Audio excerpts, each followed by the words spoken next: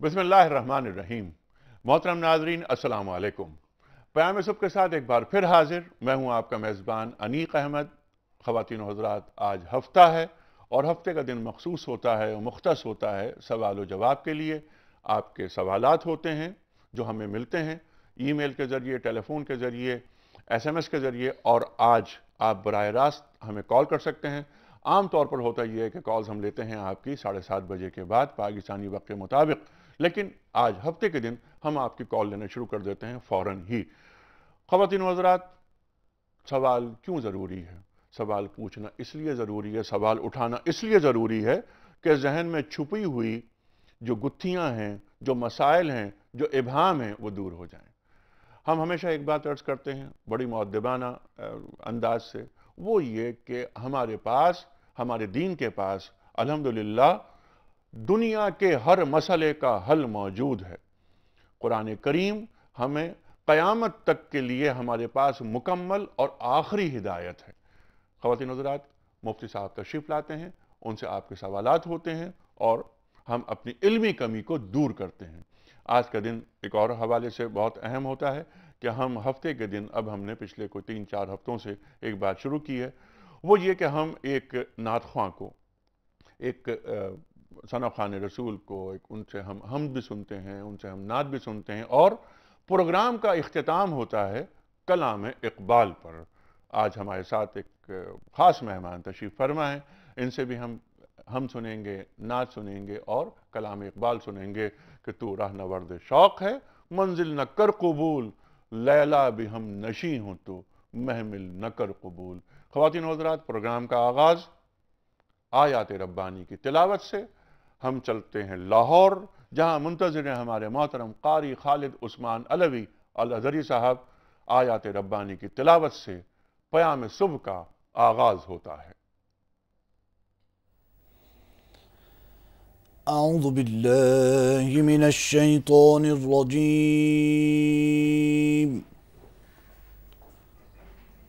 बिस्मिल्लाहिर रहमानिर रहीम।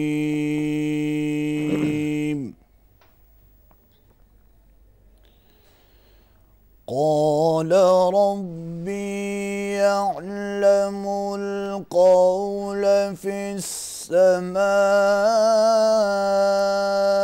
वल अर्दि वहुवस समीउल अलीम।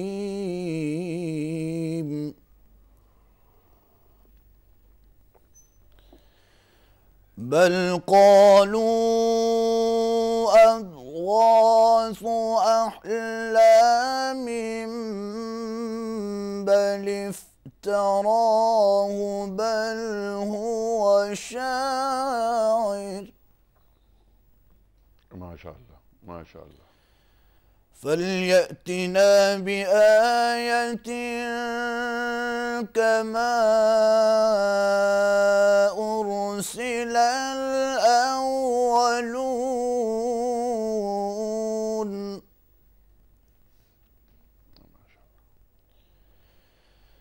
मा आमनत क़ब्लहुम मिन क़र्यतिन अहलकनाहा अफ़हुम युमिनून।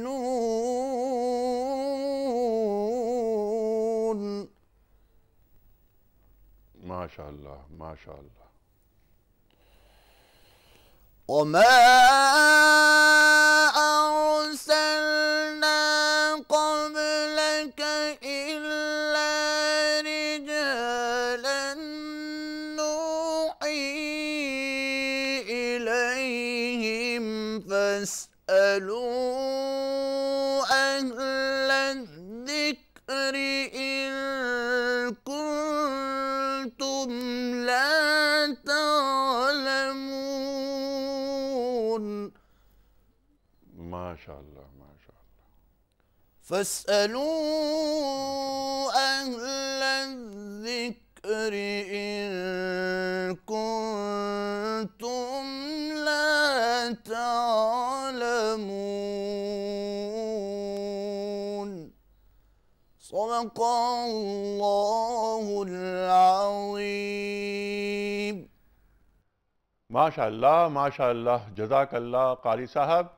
फसअलू अहल ज़िक्र इन कुंतुम ला तालमून, सवाल करो अहल ज़िक्र से अगर तुम नहीं जानते। अल्लाह ताला कुरान करीम में फरमा रहा है। ख़वातीन व हज़रात, इन आयात का तर्जुमा और हदीस रसूल मकबूल सल्लल्लाहु अलैहि वसल्लम के लिए एक बार फिर लाहौर चलते हैं, जहां मुंतज़िर हैं हमारे मोहतरम मोहम्मद असलम राव साहब। आइए लाहौर चलें। बहुत शुक्रिया अनीक साहब। शुरू अल्लाह के नाम से जो बड़ा मेहरबान नहायत रहम वाला है। पैगंबर ने कहा कि जो बात आसमान और ज़मीन में कही जाती है, मेरा परवरदिगार उसे जानता है और वो सुनने वाला और जानने वाला है। बल्कि जालिम कहने लगे कि ये कुरान परेशान बातें हैं जो ख्वाब में देख ली हैं। नहीं, बल्कि उसने इसको अपनी तरफ से बना लिया है। नहीं, बल्कि ये शेर है जो उस शायर का नतीजा तबाह है। तो जैसे पहले पैगंबर निशानियां देकर भेज दिए गए थे, उसी तरह ये भी हमारे पास कोई निशानी लाए।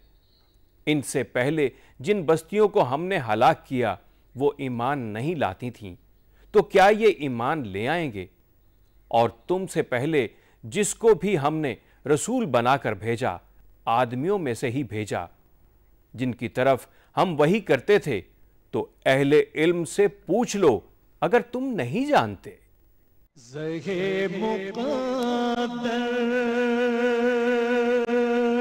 हज़रत अनस बिन मालिक रज़ी अल्लाह ताला अन्हो से रिवायत है कि नबी करीम सल्लल्लाहु अलैहि वसल्लम ने फरमाया कि उलमाए किराम ज़मीन में उन सितारों की तरह हैं जिनके ज़रिए से बहरो बर के अंधेरों में रहनुमाई हासिल की जाती है, और अगर सितारे गुरूब हो जाएं तो करीब है कि उन सितारों से रहनुमाई हासिल करने वाले भी भटक जाएं। बहुत शुक्रिया असलम राव साहब, जज़ाकल्लाह। ख़वातीन व हज़रात, जैसा कि हमने अर्ज़ किया, आज सवाल जवाब का दिन है। आपके सवालात, मुफ्ती साहब के जवाबात, जिस तरह हर हफ्ते को हमारे प्रोग्राम का ये एक रूटीन है। तशरीफ़ फरमा है मोहतरम मुफ्ती इरशाद अहमद एजाज साहब, हमारे मुल्क के बहुत मुमताज़ आलिम दीन, कई किताबों के मुसन्निफ़। ख़वातीन व हज़रात, 2 मदारिस यानी जामिया जो बिनौरी टाउन, वहाँ से फारिग़ तहसील, दारुल उलूम कराची से फारिग़ तहसील, इस्लामिक फाइनेंस और बैंकिंग पर ख़ास आपके शोबे, और आपके साथ तशरीफ़ फरमा है एक बज़ाहिर एक गैर मारूफ नाम, लेकिन ख़वातीन व हज़रात, जब आप हम्द पढ़ते हैं, जब आप नात पढ़ते हैं, नात रसूल मकबूल सल्लल्लाहु अलैहि वसल्लम, और जब आप कलाम इक़बाल पढ़ते हैं, तो आप इन्हें सुनिए और देखिएगा कि ये किस सतह पर जाकर और किस तरह डूब कर ये अपने दिल की गहराइयों से हम्द, नात और कलाम इक़बाल को अदा करते हैं। ख़वातीन व हज़रात, इससे पहले कि मैं हम्द बारी ताला से इस प्रोग्राम का आगाज़ करवाऊँ, ज़ाहिद अली साहब से, ज़ाहिद अली साहब का बहुत शुक्रिया, बड़ा ममनून आपने वक्त निकाला और आप अपने तमाम काम छोड़ के यहाँ आए। ज़ाहिद साहब, क्विज़ कंपटीशन, कल के सवाल का दुरुस्त जवाब और आज का सवाल। कल हमने सवाल ये रखा था कि नबी करीम सल्लल्लाहु अलैहि वसल्लम ने अपनी किन 2 बेटियों का निकाह हज़रत उस्मान बिन अफ़्फ़ान रज़ियल्लाहु ताला अन्हु से किया। सही ऑप्शन है सैयदा उम्मे कुलसूम और सैयदा रुक़ैया रज़ियल्लाहु ताला अन्हा। ख़वातीन हज़रात, आज का सवाल नोट फरमा लीजिए कि इस्लाम में क़ज़फ़ यानी किसी पर बदकारी का इल्ज़ाम लगाना, क़ज़फ़ की क्या हद है, क्या सज़ा है? 3 ऑप्शंस, 80 कोड़े, जिला वतनी या 1 गुलाम आज़ाद करना। ख़वातीन हज़रात, आप हमें अपना दुरुस्त जवाब रवाना करते हैं 02134527009 या 02134528061 पर। हमारा ईमेल एड्रेस है ps@duniatv.tv और आप हमें SMS भी कर सकते हैं अपना दुरुस्त ऑप्शन 3031 पर। پروگرام کا آغاز حمد باری تعالی سے میں درخواست گزار ہوں زاہد صاحب سے کہ زاہد صاحب ہم سے آغاز کریں۔ لا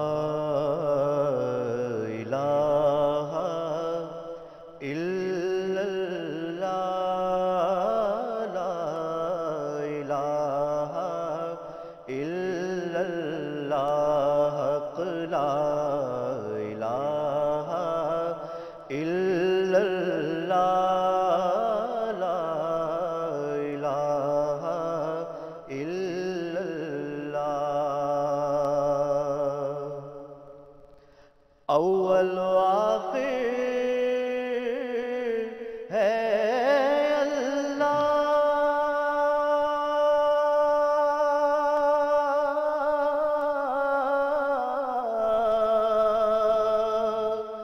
باطن و ظاہر ہے اللہ، حافظ و ناصر ہے اللہ، لا الہ الا اللہ، حق لا الہ الا اللہ، لا الہ الا اللہ، کون و مقام ہے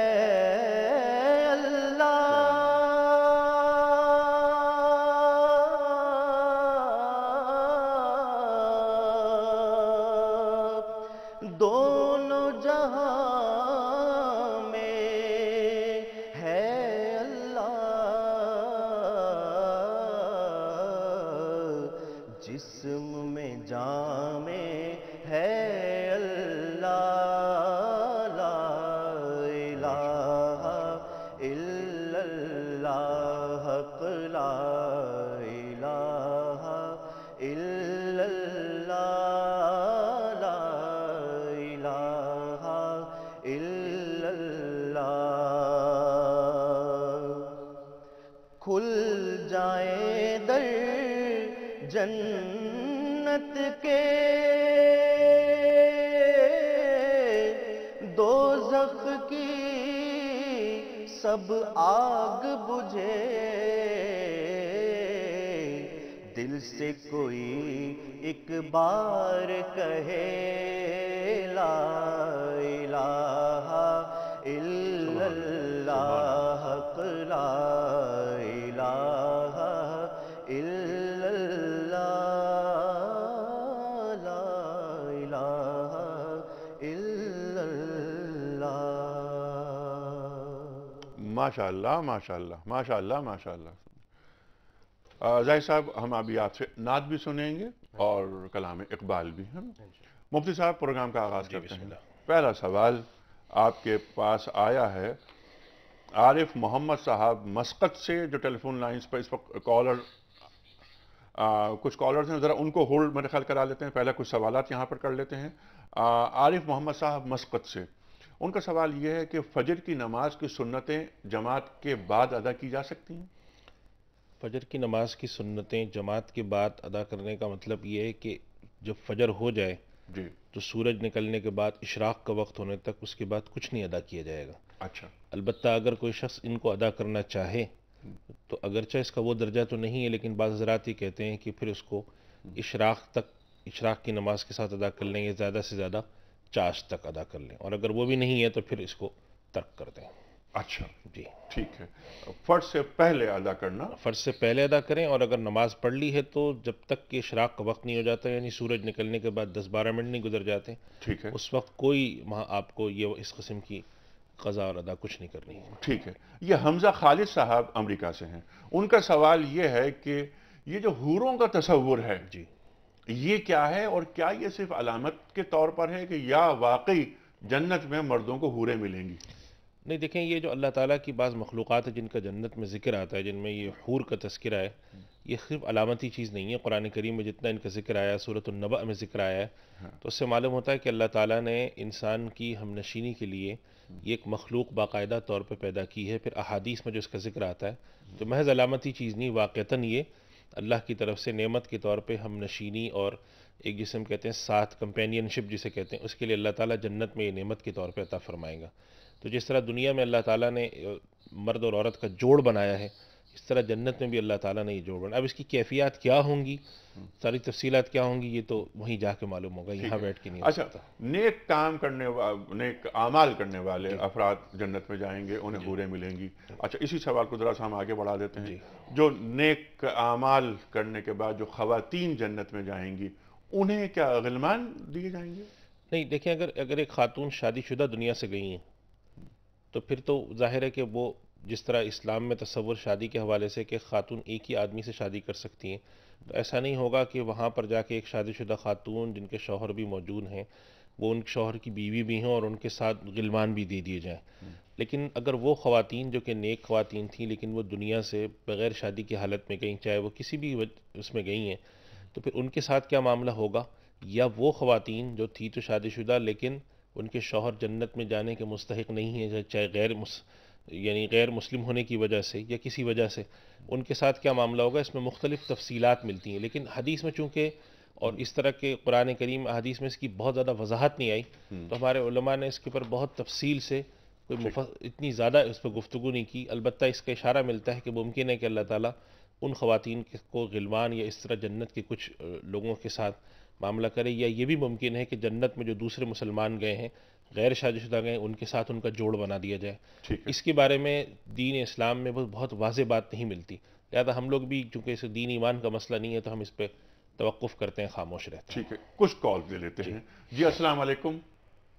وعلیکم السلام صاحب، مزمل بول رہا ہوں جناب، راولپنڈی۔ جناب مزمل صاحب۔ جناب میں ایک آیت ہے جناب آگے عمران میں، وہ ذرا اس کو سمجھنا چاہتے ہیں، میں تو علماء کرام میں سمجھا دیں۔ وہ فرمایا گیا ہے کہ اور جس وقت لیا اللہ نے عہد ان لوگوں کا کہ دیے گئے ہیں کتاب، البتہ بیان کرو گے تم اس کو واسطے لوگوں کے اور نہ چھپاؤ گے اس کو، پس پھینک دیا اس کو پیچھے پیٹھوں اپنی کے، اور مول لیا بدلے اس کے مول چھوڑا، پس برا ہے جو مول لیتے ہیں۔ تو میں یہ سمجھنا چاہتا ہوں کہ یہ کن لوگوں کے لیے کتاب تو اللہ تعالیٰ نے ہمیں بھی مسلمان ہیں، ہم اس کو کتاب کو قبول کرتے، تو کیا یہ کہیں ہم میں تو کوئی خرابی نہیں پیدا ہوگی، یا یہ پہلی قوموں کے لیے؟ یہ ذرا اس سوال بالکل ٹھیک ہے، یہ سورہ آل عمران کی یہ آیت، اس پر ہم بات کریں گے مفتی صاحب سے۔ اگلی کال لیتے ہیں۔ جی السلام علیکم۔ ہیلو، السلام علیکم۔ جی وعلیکم السلام۔ جی سر، سب سے پہلے تو میں یہ کہنا چاہوں گا کہ آپ کا پروگرام بہت ہی اچھا ہوتا ہے، بہت ہی معلومات ملتی ہیں ہمیں۔ ماشاءاللہ ماشاءاللہ۔ میرا کویشچن یہ ہے کہ میں ایز اے لائر پریکٹس کرتا ہوں، تو اگر میرے پاس کوئی قادیانی احمدی جماعت کا کوئی بندہ کیس لے کے آتا ہے تو مجھے اس کا کیس ڈیل کرنا چاہیے یا نہیں کرنا چاہیے؟ اچھا، تو میرا یہ کویشچن ہے کہ اسلامی لحاظ سے اچھا مجھے کیا کرنا چاہیے؟ بالکل صحیح، آپ وکیل ہیں، ٹھیک ہے۔ یہ دونوں سوالات رکھتے ہیں مفتی صاحب کے سامنے۔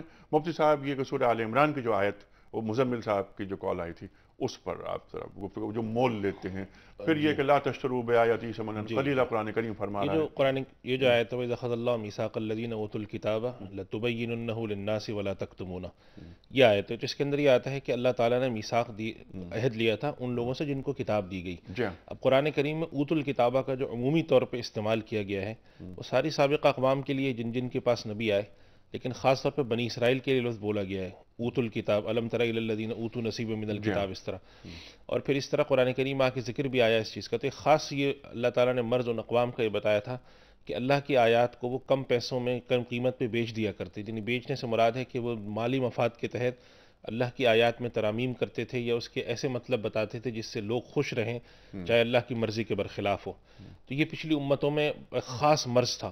اللہ تعالیٰ نے اس امت کو اس مرض سے اجتماعی شکل میں محفوظ رکھا ہے، لیکن ایسا ضرور ہوا ہے کہ بعض ہمیں اس طرح کی تاریخی چیزیں ملتی ہیں کہ بعض بادشاہان، جسے ہم کہتے ہیں حکمران وقت یا بادشاہان وقت کی خوشنودی کے لیے یا رضامندی کے لیے بعض اس قسم کی چیزیں کی گئی ہیں، لیکن وہ امت میں اللہ تعالیٰ نے اس امت کو جو مجموعی طور پہ محفوظ رکھا ہے، تو اس طرح کی کبھی فکر قبول نہیں ہوئی کہ لوگوں نے اس طرح کی تدبیریں کی ہیں کہ قرآن کریم کی بعض آیات میں ترامیم کرنے کی کوشش کی ہے. خود پاکستان کے اندر بھی ہم نے اس طرح کی دیکھے ہیں بعض مناظر کے جس کے اندر اس طرح کی کوشش کی گئی ہیں کہ قرآن کریم کی آیات کی من پسند قسم کی تشریح کی جائے، تعبیرات پیش کر تعبیرات کی جائیں جس سے طبقہ حکمراں یا وہ طبقہ جو بالائی طبقہ ہے وہ خوش ہو. تو اس قسم کی جو کوششیں ہیں وہ اس امت میں اللہ تعالیٰ نے اس قرآن کی چونکہ حفاظت فرمائی ہے تو قرآن کے لفظ کی بھی حفاظت کی جائے گی، اس کی معنی کی بھی حفاظت کی جائے گی. اس لیے اس طرح کی فکر امت میں جب بھی آتی ہے تو مجموعی طور پہ امت اس کو قبول کرنے کے بجائے رد کر دیتی ہے.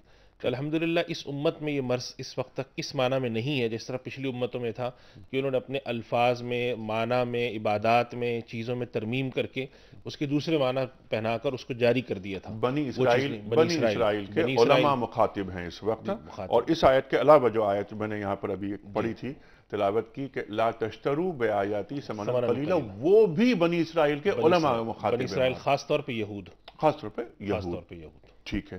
اچھا، اگلی کال جو آئی تھی وہ یہ تھی کہ غیر مسلم اور احمدی، قادیانی وغیرہ، ان کے کیا کیسز لیے جا سکتے ہیں؟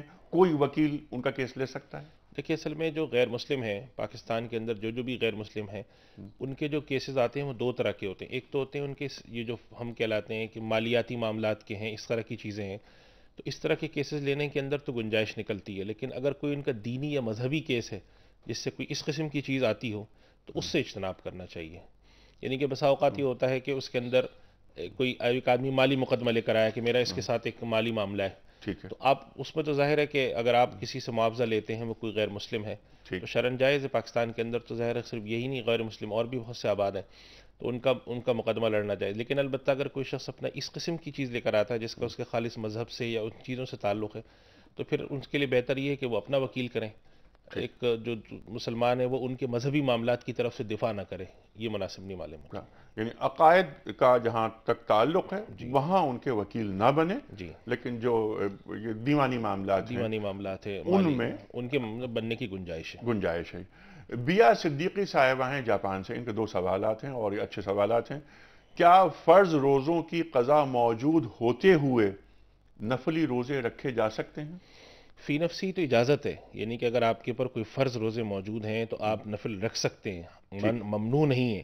لیکن سب سے بہتر جو طریقہ ہے، ظاہر ہے کہ آپ کی ذمہ داری فرض ادا کرنا ہے، نفل بعد میں. اس وجہ سے ہمارے حضرات نے مشورہ دیا ہے کہ اگر کسی پر فرض روزے باقی ہیں تو انسان جب بھی اس کو کوئی ایسا موقع آتا ہے تو وہ قضا رکھے. اور اس میں ایک فائدہ یہ ہوتا ہے کہ فرض کریں آپ نفلی روزے رکھنے چاہتے ہیں، یا میں 20 کے روزے ہیں یا بعض جو مخصوص دن ہیں جن میں روزے رکھنے کی فضیلت آتی ہے، تو اگر آپ ان دنوں میں قضا روزے بھی رکھیں گے اس نیت کے ساتھ تو اللہ تعالیٰ اس میں اس دن کے روزے کا اجر و ثواب بھی عطا کرتا ہے.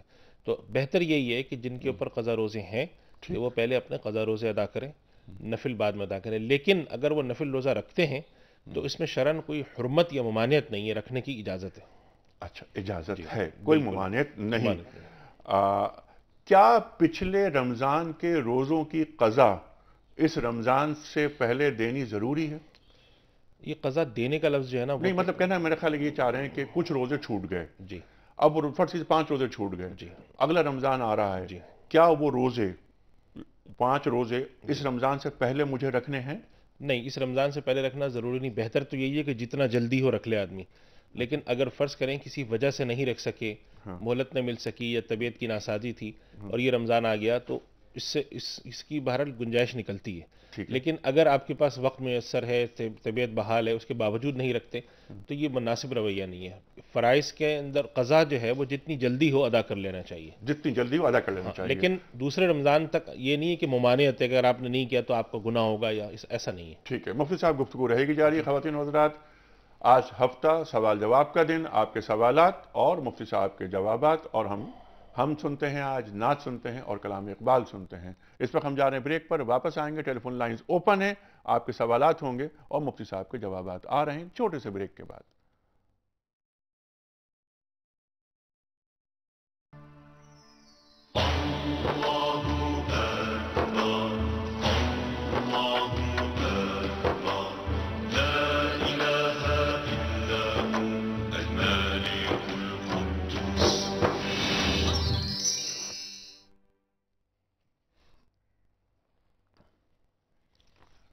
वेलकम बैक ख़वातीन व हज़रात। प्याम सुबह में एक बार फिर खुश आमदेद। तशरीफ़ फरमा है मोहतरम मुफ्ती इरशाद अहमद एजाज साहब और मुमताज़ नात ख़्वां मोहतरम जाहिद अली साहब।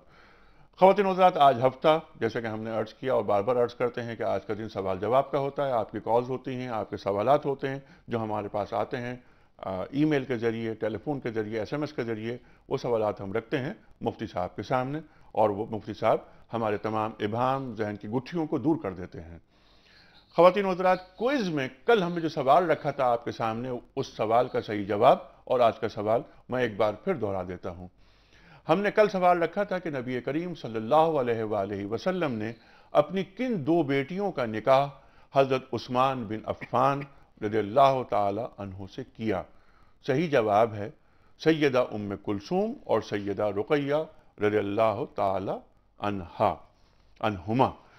ख़वातीन हज़रात, आज का सवाल, इस्लाम में क़ज़फ़ यानी बदकिरदारी का इल्ज़ाम किसी पर लगाना, बहतान, इसकी क्या सज़ा है, क्या हद है इसकी? 3 ऑप्शंस, 80 कोड़े, दूसरा ऑप्शन जिलावतनी, तीसरा ऑप्शन एक गुलाम आज़ाद करना। सही ऑप्शन रवाना फरमाइए। हमारे टेलीफोन नंबर्स, हमारा ईमेल एड्रेस और हमारा SMS का नंबर स्क्रीन पर आ रहा है। प्रोग्राम के आखिर में, जैसा कि आप सब जानते हैं, कुरानदाजी होती है और एक शख्स की खिदमत में दुनिया TV की जानिब से गिफ्ट हैम्पर रवाना किया जाता है। आज कुरानदाजी करेंगे मुमताज़ नात ख़्वां हमारे मुल्क के जाहिद अली साहब और मुफ्ती साहब उस नाम का ऐलान करेंगे, उस शख्सियत का जिसकी खिदमत में हम तोहफ़ा भेजेंगे। जाहिद साहब, नाते रसूल मकबूल सल्लल्लाहु अलैहि वसल्लम।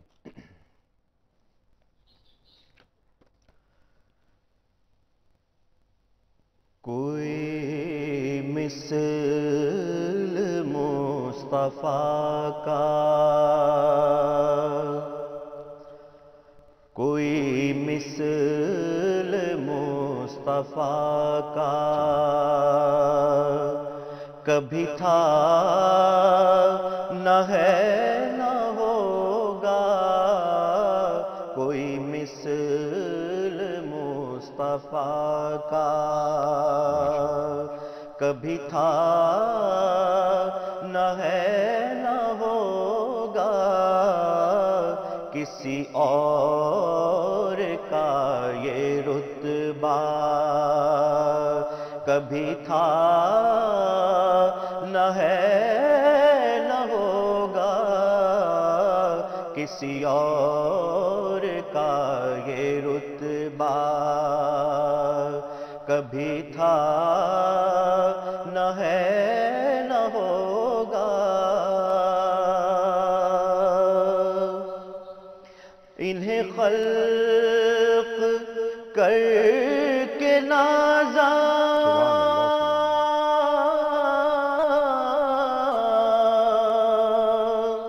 हुआ खुद ही दस्ते कुदरत। इन्हें खल्क़ करके नाज़ा हुआ खुद ही दस्ते कुदरत। कोई शाहकार ऐसा कभी था न है न होगा। कोई शाहकार ऐसा कभी था न है न होगा। किसी और का ये रुतबा किसी वहम ने सदा दी। कोई आपका मुमासिल किसी वहम ने सदा दी। कोई आपका मुमासिल तो यकीन पुकार उठा। کبھی تھا نہ ہے نہ ہوگا، کبھی تھا نہ ہے نہ ہوگا، کوئی مثل مصطفیٰ کا کبھی تھا نہ ہے نہ ہوگا، کسی اور کا یہ رتبہ کبھی تھا نہ ہے نہ ہوگا، کوئی مثل مصطفیٰ کا۔ ماشاء اللہ ماشاء اللہ ماشاء اللہ ماشاء اللہ، جزاک اللہ۔ ظاہر صاحب، اب ہم چلتے ہیں آگے، جو کچھ سوالات ہیں ان سوالات کو پوچھتے ہیں مفتی صاحب سے۔ یہ آصف صاحب لندن سے سوال ان کا آیا ہے کہ ڈیولپمنٹ آف امہ کی جو ترقی وغیرہ کے تعلق سے کیا امہ کی سطح پر کچھ بڑے کام کرنے کی ضرورت نہیں ہے؟ وہ کہتے ہیں کہ جو مفتی صاحب تشریف لا رہے ہیں وہ اسلامک فائنینس کے آدمی ہیں، بینکنگ کو جانتے ہیں، بہت ایسٹ اور ویسٹ سے واقف ہیں۔ اس وقت کون سے بڑے کام کرنے کی ضرورت ہے جس سے من حیث الامہ ہم آگے بڑھ پائیں؟ دیکھیے، کسی بھی معاشرے کا جو نظام ہے اس کے اندر تین بنیادی طور پر تین نظام ایسے ہوتے ہیں۔ اچھا، کیونکہ لمبی گفتگو ہوگی، جی، میں چاہتا ہوں کہ کچھ کالز ہیں ان کو لے لیں، کیونکہ انتظار بہت کرنا پڑتا ہے، پھر ہمارے کالرز ذرا سے ناراض ہو جاتے ہیں ہم ٹھیک سے۔ ہے، لے لیجیے کال۔ کیونکہ سوال یہ بڑا ہے اور جواب تفصیلی آپ کا آئے گا۔ جی السلام علیکم۔ السلام علیکم۔ جی وعلیکم السلام۔ جی فرمائیے سر۔ جی میں امتیاز احمد اسلام آباد سے بول رہا ہوں۔ جی سر۔ پہلا سوال یہ ہے کہ میں انگلینڈ میں گیا تھا، وہاں پہ ایک پاکستان کا چینل میں نام دکھلا کر نہیں لیتا، اچھا، وہاں پہ زکوٰۃ کے سلسلے میں انہوں نے یہ بتایا تھا کہ جو عورتوں کے پاس زیور ہوتا ہے جی، کی زکوٰۃ اس قیمت پہ ہوگی جس وقت آپ نے جس قیمت پہ زیور خریدا ہے، نہ کہ موجودہ قیمت۔ اچھا، تو بہرحال یہ تو خیر مفتی صاحب بتائیں گے آپ کو، لیکن یہ کہ ظاہر ہے یہ ایک چھوٹا سا سوال فضول بات ہے۔ جی امپورٹنٹ ہے۔ جی فرمائیے سر۔ یہ ایک بیوہ ہیں جن کے بچے ہیں اور ان کے کچھ پاس پیسے ہیں، ان کا کوئی ذریعہ آمدن اور کوئی نہیں، نہ وہ کوئی بزنس میں انوالو ہونا چاہتے ہیں، ہاؤس وائف ہے، وہ اپنے پیسے پوسٹ آفس میں جمع کراتے ہیں جہاں سے وہ منتھلی انکم لیتے ہیں یا سالانہ، جی ہاں، کیا وہ سود ہے یا نہیں؟ ٹھیک ہے، بالکل صحیح ہے، بالکل صحیح ہے۔ اگلا سوال لیتے ہیں۔ جی السلام علیکم۔ السلام علیکم۔ جی السلام علیکم سر۔ جی فرمائیے سر۔ سر میرے دو سوال ہیں چھوٹے چھوٹے سے۔ ایک تو یہ ہے کہ مجھ میں برداشت بہت کم ہے، اچھا، مجھے اپنی برداشت پیدا کرنے کے لیے کیا پڑھنا چاہیے؟ اور دوسرا یہ ہے کہ نیکی اگر ثواب کے لالچ میں کی جائے تو اس کا کوئی گناہ تو نہیں ہے؟ اچھا اچھا اچھا، بالکل صحیح ہے، نیکی ثواب کے لالچ میں۔ جی بالکل، اچھے سوالات۔ پہلے تو سوال یہ تھا کہ وہ جو ایک بات یہ ہے کہ زیور ہے، زکوٰۃ تو اس قیمت پہ دی جائے گی جس قیمت پر لیا گیا۔ نہیں، یہ غلط ہے۔ کتنی غلط اور کتنی، یعنی اس کو بارے میں کیا بات کہی جائے کہ یہ بالکل اس میں کوئی اختلاف ذرا سا بھی نہیں ہے۔ 50 سال پہلے زیور لے گیا تو اس آدمی کو تو زکوٰۃ ہی کچھ نہیں دینی۔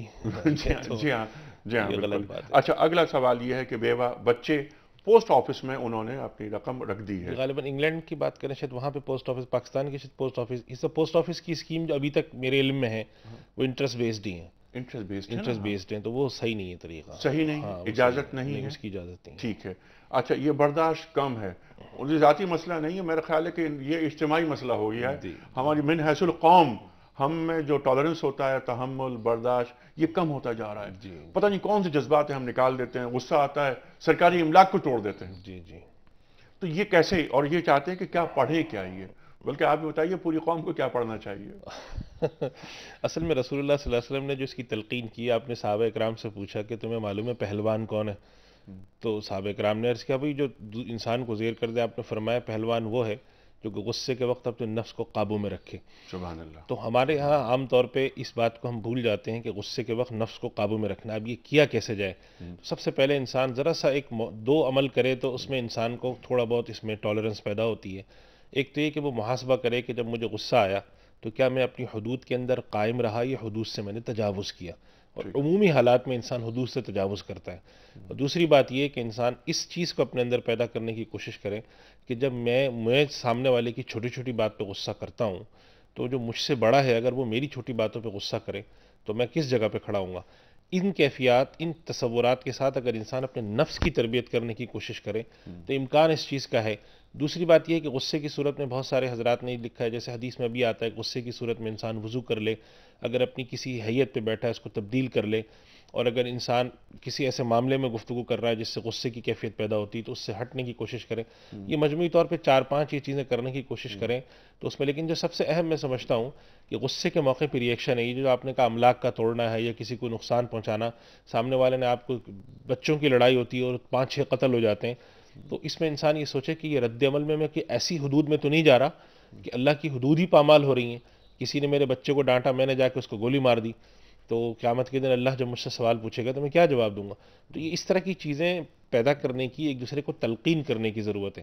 اس میں کوئی بطور خاص ایسا کوئی وظیفہ نہیں آیا جس کو پڑھ کر آپ اپنی اس کیفیت کو دور کریں، لیکن یہ مجموعی طور پہ جسے کہتے ہیں تربیت نفس کی ضرورت ہے. انسان اس چیز کو ایک دوسرے کو تلقین کرے، ایک دوسرے کو سکھائے اور اپنا محاسبہ کرے کہ میں غصے کے موقع پہ کیا ریئیکشن کرتا ہوں، کیا میرے لیے وہ جائز ہے، اللہ کی حدود پامال کرتا ہوں یا نہیں. تو اس سے ممکن ہے کہ کچھ عرصے میں اللہ تعالیٰ اس کیفیت پر قابو پانے کی توفیق دیں. ٹھیک ہے، اس میں 2 باتیں جو آپ نے بات فرمائی، اس کا خلاصہ میں صرف ایک سوال اسی میں ایڈ کرنا چاہ رہا ہوں کہ ایک تو یہ خشیت خداوندی دل میں رکھے اب جی کہ اللہ تعالیٰ نے غصہ کرنے سے منع فرمایا، اور پھر ہمارے سامنے جو رول ماڈل ہیں، لقد کان لکم فی رسول اللہ اسوۃ حسنہ، آپ نے فرمایا صلی اللہ علیہ وآلہ وسلم نے کہ غصہ نہ کیا کرو، غصہ نہ کیا کرو، غصہ نہ کیا کرو. قرآن کریم کی طرف آ جاتے ہیں، الذین ينفقون فی السراء والضراء والکاظمین الغیظ والعافین عن الناس. تو یہاں پر کاظمین الغیظ کی جو بات ہے وہ ذرا فرمائیے. کاظمین الغیظ کا مطلب ہے اپنے غصے کو توڑنے والے، اپنے غصے پہ قابو رکھنے والے. والعافین عن الناس، لوگوں سے. اس کا مطلب کیا نکلتا ہے؟ اس کا ایک بڑا سیدھا سا مطلب ہی نکلتا ہے کہ معاشرے میں ایسی کیفیت پیدا ہوگی، ایسے حالات پیدا ہوں گے جس کی وجہ سے آپ کو غصہ آئے. غصہ آئے گا جبھی تو آپ غصے پہ قابو پائیں گے. غصہ ہی نہ ہو تو قابو کیا مطلب؟ تو تلقین یہ کی گئی کہ غصے پہ قابو پائیں اور لوگوں کو معاف کریں. اس کا مطلب یہ بھی نکلتا ہے کہ جب غصہ آپ کو آئے گا تو جائز بات پر آ رہا ہوگا، جبھی معافی کا تصور بھی دیا. تو جیسے آپ کسی کو تلقین کریں بھائی آپ غصہ نہ کریں، تو کہتے ہیں بھائی میں ناجائز بات پہ نہیں کر رہا، تو یہ جواب اس کا غلط ہے، اس لیے کہ غصہ تو جائز بات پر ہی آتا ہے. ناجائز بات پہ غصہ آنا تو پھر تو وہ تو بالکل خود بذات خود غلط کام ہے. اس کا مطلب یہ ہوا کہ اللہ تعالیٰ کی تلقین یہ ہے کہ لوگ اپنے نفس پر، غصے پر قابو رکھیں اور دوسروں کو معافی کا رویہ رکھیں. تو اس سے کافی معاشرے کے اندر جو ہے نا سدھار پیدا ہوگا. لیکن اس چیز کی تربیت کی ضرورت ہے بڑے پیمانے پر. ہمارے یہاں بدقسمتی یہ ہے کہ ہمارے یہاں خاندانی سطح پر، تعلیمی اداروں کی سطح پر، ہر رخ پر یہ بات نکل گئی ہے. جب نکل گئی ہے تو ہر آدمی دوسرے کے ساتھ کاظمین الغیظ کے بجائے بالکل الٹ ہوتا ہے. یعنی غصے کو کاٹنے والا، غصے کو توڑنے کے بجائے غصے کو بڑھاوا دینے والے. اور ایک مفتی صاحب ریئیکشن ایک دم ریئیکشن ہم شو کرنے لگے ہیں. بالکل. یعنی من حیث القوم، پورا کراچی سے لے کے خیبر تک کوئی خبر آتی ہے ہمارے پاس، ہم تصدیق بھی اس کی نہیں کرتے اور فوراً اپنے جذبات کا اظہار کرنا شروع کر دیتے ہیں. اس میں جہالت شامل ہو جاتی ہے. جس طرح آپ نے بھی فرمایا، کتنی افسوسناک بات ہے کہ بچوں کی لڑائیاں کچھ ہو جاتی ہیں تو اس میں قتل ہو جاتے ہیں. اسلحہ نکل آیا، بچے کو کیوں مار دیا اور 4 آدمی مار دیے. انسان کی جان، یعنی غصہ ضبط کو ضابطہ ہو جانا چاہیے. بالکل ضبط کرنا چاہیے. اچھا، آخری سوال جو ان کا آیا تھا وہ یہ تھا کہ نیکی کو ثواب کے لیے اگر کیا جائے تو کیا اس کی جزا ملتی؟ بالکل ملتی ہے. تو نیکی کے اللہ تعالیٰ نے خود تلقین کی ہے، جنت کی طرف ترغیب دلائی ہے اور خود فرمایا من زحزح عن النار وادخل الجنہ. انسان تو کوئی کام کسی غرض کے تحت ہی کرتا ہے، چاہے دنیا کی غرض ہو یا آخرت کی. بالکل بے غرض کام انسان نہیں کرتا. تو اس وجہ سے اللہ کی رضا کے لیے، نیکی کے ثواب کے لیے کام کرنا، یہ بالکل دین کے تقاضوں کے مطابق ہے. لیکن یہ کوئی ایک ایسا کاروباری معاملہ تو نہیں ہوگا کہ میں نے اتنی نمازیں پڑھ لی، اتنے روزے رکھے تو اللہ تعالیٰ نے تو اپنے ساتھ، کیونکہ میرا معبود اس لائق ہے کہ اس کی عبادت کی جائے. اب میں توقع یہ رکھوں کہ صاحب میں نے کیونکہ اتنی نمازیں پڑھی ہیں، میں نے اتنی زکوٰۃ دی ہے، میں نے اتنے حج کیے ہیں، اتنے عمرے کیے ہیں، تو اللہ تعالیٰ مجھے انہیں کیلکولیشن کا معاملہ تو نہیں ہے نا. دیکھیے اللہ تعالیٰ نے قرآن کریم میں اپنے ساتھ معاملے کو 2 جگہ خریداری اور قرض کے ساتھ مشابہت دی ہے. خود فرمایا ان اللہ اشتری من المؤمنین انفسهم، اللہ نے مسلمانوں کی جان اور مال ان سے خرید لیے ہیں اور جنت کے عوض. تو اس کا مطلب بڑا واضح نکلتا ہے کہ اللہ کے ساتھ اس معاملے میں کوئی حرج نہیں ہے، یہ تصور کے ساتھ. لیکن بعض حضرات صوفیہ کرام کی بعض اس تلقین سے لیتے ہیں کہ انسان اخلاص کے ساتھ کرے، اللہ کی رضا کے لیے کرے. بس بات اس میں یہ ہے، ہمارے حضرات یہ کہتے ہیں کہ ایک تو مرتبہ وہ صوفیہ کرام والا ہے، وہ بہت آگے کا مرتبہ ہے. ایک عام آدمی کے لیے یہی بات ہے کہ اللہ سے ہی اجر مانگنا مطلب ہے کہ ہم اس کی رضا کے لیے کر رہے ہیں، اس لیے کہ ہم مانگ بھی اسی سے اجر رہے ہیں. آپ نے جو بات فرمائی نا کہ یہ معاملہ آگے کا ہے، بہت آگے کا. صوفیہ کا جو تلاوت کے بعد اشارت کے بعد حقیقت، اور حقیقت کے بعد معرفت، یہ وہ معرفت کی منزل وہ معرفت کی منزل ہے، وہ عمومی سطح کی نہیں ہے. اس کو لوگ غلطی کچھ کالرز کو لے لیتے ہیں، اس کے بعد ہم کلام اقبال سنیں گے. جی السلام علیکم. السلام علیکم. السلام علیکم جناب علیک صاحب. جناب وعلیکم السلام. جی لاہور سے محمد صدیق چودھری عرض کر رہا ہوں. جی سر. جی میرے دو سوال ہیں. پہلا سوال یہ ہے کہ قرآن مجید میں یہ ارشاد ہے کہ غیر محرم عورت کے اوپر نظر کا ہٹانے کا حکم ہے، یوں کہیے، ٹھیک ہے جی. کیا اس کا اطلاق ٹی وی سکرین پر یا سینما سکرین پر یا کسی پرنٹڈ مٹیریل میں جو آتی ہیں تصاویر ماڈل گرل یا عورتوں کے ان پہ اوپر بھی اطلاق ہوتا ہے یا نہیں؟ ٹھیک ہے. دوسرا سوال نمبر 2، آدم علیہ السلام کے بارے میں حکم ہوتا ہے کہ وَقُلْنَا اهْبِطُوا مِنْهَا جَمِيعًا، ہم نے تم سب کے سب یہاں سے اتر جاؤ، وہ بشت والا واقعہ. جی بالکل بالکل. جو کیا وہاں سے یہ حکم ہوا ہے اتر جاؤ، اتار دو والی بات نہیں ہے. ٹھیک ہے. یہ کیا یہ زمین، یہ جو جنت تھی یہ کوئی آسمانوں پر واقعہ تھی یا کہ یہ زمین پر ہے؟ کیونکہ وہاں سے آنے کا پھر میڈیا یا میڈیم کون سا استعمال ہوتا ہے؟ ہاں اب یعنی آدم کس جنت میں تھے جن سے آدم، یہ کس طریقے سے آپ یہاں پر تشریف لائے؟ جی کس طریقے سے تشریف لائے. بالکل. اچھا کچھ کالز اور لے لیتے ہیں. جی السلام علیکم. السلام علیکم. السلام علیکم جناب والا فرمائیے سر. جی میرا نام محمد احمد ہے، ٹورنٹو سے بول رہا ہوں. اچھا ٹورنٹو سے بول رہے. جی فرمائیے سر. آپ کو اور مفتی صاحب کو بہت بہت مبارکباد، آپ کے کامیاب ماشاءاللہ آپ لوگ جس طرح سے ایفرٹ کریں. ایک کوشش بس آپ دعا فرمائیے. میرا یہ سوال تھا کینیڈا میں جیسے یہاں پہ طلاق کے حوالے سے میرا سوال تھا. جی تو اس میں یہ تھا کہ جو گورنمنٹ کی طرف سے ساری کارروائی ہوتی ہے اور ہسبینڈ اور وائف کو 2 سال کے لیے الگ رکھا جاتا ہے، اور آخر کار پھر جیسے میرے معاملے میں ہوا کہ اس نے دوسری سائڈ نے مجھ کو پیپرز بھیج دیے اور اب مجھے خالی اس پہ سائن کر کے بھیجنے جس سے طلاق کمپلیٹ ہو جائے گی. تو وہ جو اسلامی طریقہ ہے جس میں 3 طلاق کہی جاتی ہے، تو وہ اس میں انوالو ہوگا یا اس میں کی کیا کیفیت رہے گی؟ اب اس میں معاملہ یہ ہے کہ آپ نے خود طلاق دی تھی، اس عمل سے گزرے آپ یا حکومت؟ میں تو مطلب میں نے تو ان سے انٹریکشن سامنا ہوا ہی نہیں میرا، تو میں تو خالی پیپر پہ ابھی سائن. اچھا تو مطلب یہ کہ طلاق نہیں ہوئی بلکہ خلا ہوئی ہے، یہ طلاق وہاں سے لی گئی ہے. جی ہاں تو یہ خلا کا معاملہ ہوا نا. میرا خیال تو یہ سوال ہم رکھتے ہیں مفتی صاحب کے سامنے، یہ ہمیں صحیح طور پہ گائیڈ کریں گے. جی بہت شکریہ. پہلے یہی سوال لے لیتے ہیں. ان کا سوال جو تھا، دیکھیے اصل میں جو امریکہ، کینیڈا اور انگلینڈ کے قوانین طلاق کی، اس میں تھوڑی سی کافی چیزیں گنجلک ہیں. جو ان کی گفتگو سے میں سمجھا ہوں وہ یہ ہے کہ شاید ان کی اہلیہ نے جو ان سے طلاق لینے کی کوشش کی، وہاں عدالت کورٹ میں گئی ہوں گی یا وہاں پہ جو بھی کونسل ہوتی ہے، تو انہوں نے ان کو پیپر بھیجے، انہوں نے دستخط کی. اب اگر اس میں لکھا تھا کہ مجھے طلاق چاہیے اور انہوں نے دستخط کر دیے تو طلاق ہو گئی. ٹھیک ہے. اچھا آدم کس جنت سے زمین پر بھیجے گئے؟ اصل میں دیکھیں یہ اس طرح کے سوال کے حوالے سے میں ایک گزارش کرنا چاہتا ہوں کہ وہ باتیں جو اللہ اور اس کے رسول صلی اللہ علیہ وسلم نے بڑی واضح نہیں بیان کی، اس کے پیچھے جا کر کھوج کرنا جس سے نہ دین کا فائدہ نہ دنیا کے، اس میں ضرور ہمیں نہیں معلوم. اللہ تعالیٰ نے فرمایا جنت سے اتارا کہ ہم اسی جنت کو سمجھیں گے. وہ کیسے آئے، کس طرح سے آئے، کیا میڈیم آف کمیونیکیشن تھا، وہ نہ اللہ نے ہمیں بتایا نہ ہمارا جاننا اس کا ضروری ہے. اور نہ ہمارا یعنی ایمانیات کا جو تقاضا ہے وہ بھی نہیں، ایمان مکمل یعنی ہمارا اس کو جانے بغیر ہو جاتا ہے. بالکل ہو جاتا ہے. اچھا اب ہمارا جو آخری سوال لیتے ہیں کہ یہ سوال بہت اچھا ہے کہ قرآن کریم میں ہے کہ وہ غض بصر کی بات کی. غیر محرم تو وہ چاہے وہ تصویروں کی شکل میں ہو یا اس میں ویڈیو کی شکل میں ہو یا براہ راست ہو، وہ سارا تینوں صورتوں میں حکم ایک ہی ہے. اچھا تینوں صورتوں میں ایک ہی حکم ہے؟ جی ظاہر ہے. وہ تو مطلب اس سے فرق نہیں پڑتا کہ خاتون کو آپ براہ راست دیکھیں یا ٹی وی پہ دیکھیں یا اس میں دیکھیں، حکم غض بصر کا تینوں صورتوں میں ایک. یعنی اب ٹیلی ویژن پہ ہم کسی خاتون کو دیکھ رہے ہیں تو وہ خاتون یعنی ان کو دیکھنا حرام ہے.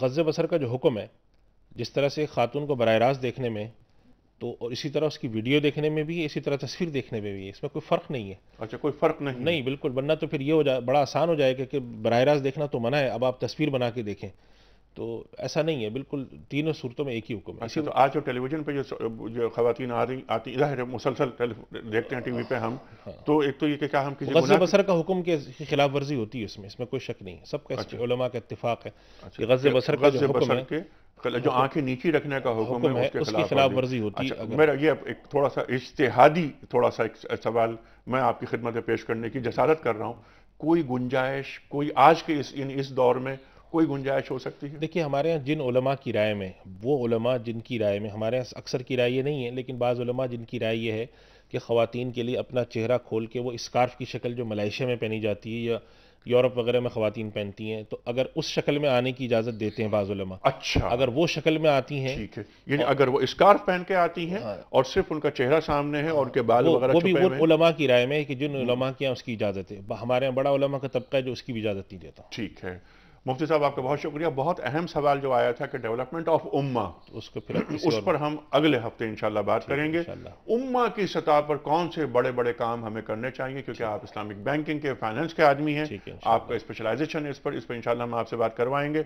فی الحال میں گزارش کروں گا زاہد صاحب سے کہ ایک پرچی نکال کر مفتی صاحب کی خدمت میں پیش کریں.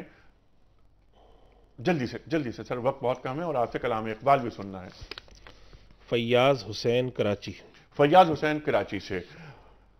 فیاض صاحب آپ کو مبارک ہو بہت، اور میں گزارش کروں گا زاہد صاحب سے کہ زاہد صاحب کلام اقبال پہ اس محفل کا اختتام کریں. ٹیپو سلطان کی وصیت علامہ اقبال بیان کر رہے ہیں کہ تو رہنورد شوق ہے منزل نہ کر قبول، لیلا بھی ہم نشیں ہو تم محمل نہ کر قبول، صبح ازل یہ مجھ کو دیا، یہ مجھ سے کہا جبرائیل نے، جو عقل کا غلام ہو وہ دل نہ کر قبول. زاہد صاحب. تو رہنورد شوق ہے، تو رہنورد شوق ہے، منزل نہ کر قبول، تو رہنورد شوق ہے، منزل نہ کر قبول، لیلا بھی ہم نشیں ہو تو، لیلا بھی ہم نشیں ہو تو، محمل نہ کر قبول، تو رہنورد شوق ہے. اے جوئے آب بڑھ کے ہو دریائے تند و تیز، اے جوئے آب بڑھ کے ہو دریائے تند و تیز، ساحل تجھے عطا ہو تو ساحل نہ کر قبول، صبح ازل یہ مجھ سے کہا جبرائیل نے، صبح ازل یہ مجھ سے کہا جبرائیل نے، جو عقل کا غلام ہو وہ دل نہ کر قبول، جو عقل کا غلام ہو. باطل دوئی پسند ہے، حق لا شریک ہے، باطل دوئی پسند ہے، حق لا شریک ہے، شرکت میان حق و باطل نہ کر قبول، تو رہنورد شوق ہے، منزل نہ کر قبول، لیلا بھی ہم نشیں ہو تو محمل نہ کر قبول۔ بہت شکریہ زاہد صاحب، میں بڑا ممنون آپ کا، مفتی صاحب آپ کا بڑا ممنون۔ خواتین و حضرات، اس پروگرام کا اختتام ہم یہاں کر رہے ہیں۔ خواتین و حضرات، آج ہفتے کا دن یہاں مکمل ہوا، آج کا سوال جواب کا سیشن مکمل ہوا، آپ کے سوالات اور مفتی صاحب کے جوابات اور زاہد صاحب کے حمد، نعت اور کلام اقبال۔ خواتین و حضرات، کل اتوار ہے اور کل آف کرتے ہیں، لیکن پروگرام ریپیٹ ہوتا ہے پرسوں سے انشاءاللہ۔ وہ سلسلہ، وہ سیریز جس کا ہم نے آغاز کیا تھا 2 ہفتے قبل، اسی کو لے کر آگے چلیں گے، یعنی قصہ حضرت یوسف علیہ السلام، جسے قرآن کریم احسن القصص کہہ رہا ہے۔ خواتین و حضرات، بہت ساری گفتگو ہو چکی ہے، لیکن اب قصہ یوسف اپنے اختتام کی جانب ہے۔ ہم اس پر تفصیلی بات کریں گے، میرے خیال ہے 3-4 پروگرام مزید لگیں گے اس قصے پر بات کرنے میں۔ ڈاکٹر محسن نقوی صاحب ہمارے ساتھ ہوں گے اور محترم مولانا شجاع الدین شیخ صاحب۔ پرسوں تک اپنے میزبان انیق احمد کو اجازت، خدا حافظ۔